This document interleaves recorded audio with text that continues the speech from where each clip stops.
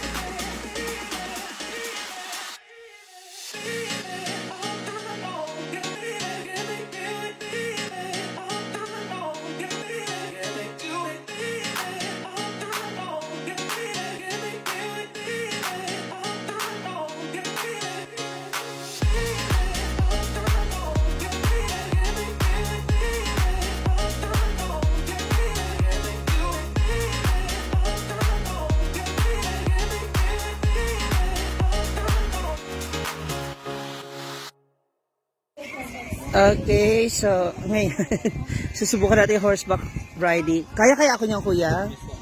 Sure ka? Parang awkward po kasi baboy sasakay sa akin.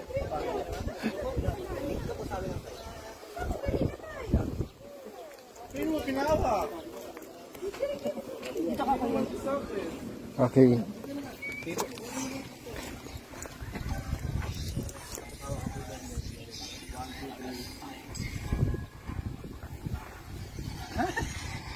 Kaya naman pala niya.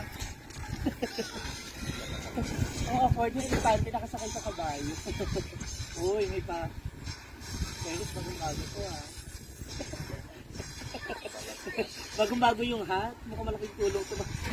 Parang wag ka lang. Kasi baka lumipad pa. Subukan natin yung ano. Subukan natin yung magtatagal yung kabayo sa akin. Kung mama na makikikuhaan ko tayo. Wala, parang ayaw niya. Na. Ay! Ay!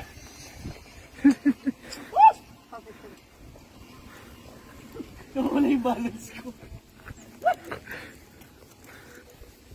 Diba dapat yung sana kayanin niya ako, magtagal siya. Naawa ko sa spinal cord niya, ma'am.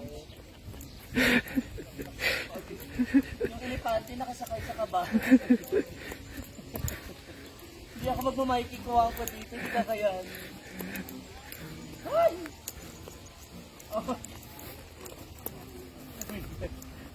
Kanina parang ang bilis na maglakad sa mga bata, yung sa akin parang hirap na hirap ko.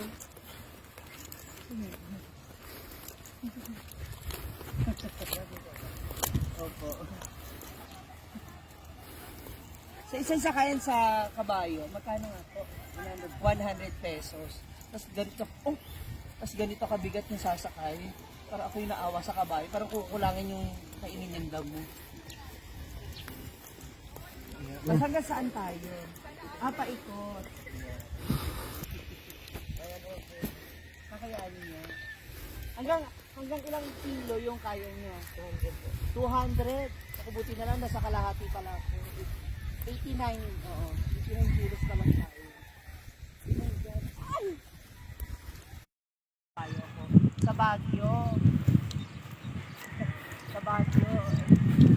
medyo malalaki yung kabayo. Dito para ang bibigyan.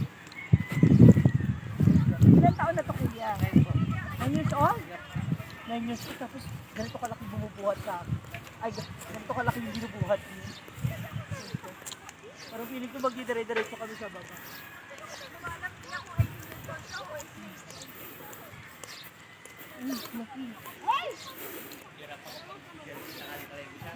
Parang nawawalan ako ng bahalan.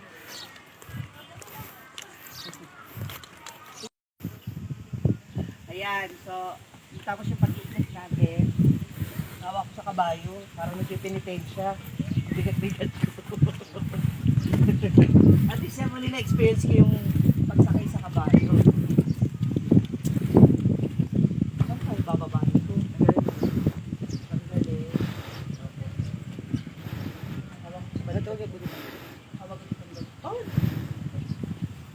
Sure ka? Dalawa na sila.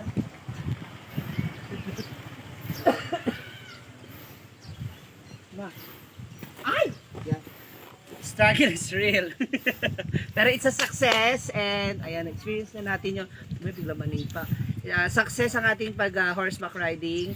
So hanggang sa mga susunod nating pagkagala mga moms. Muli din si Ma'am Shiji. Kita kits. Bye!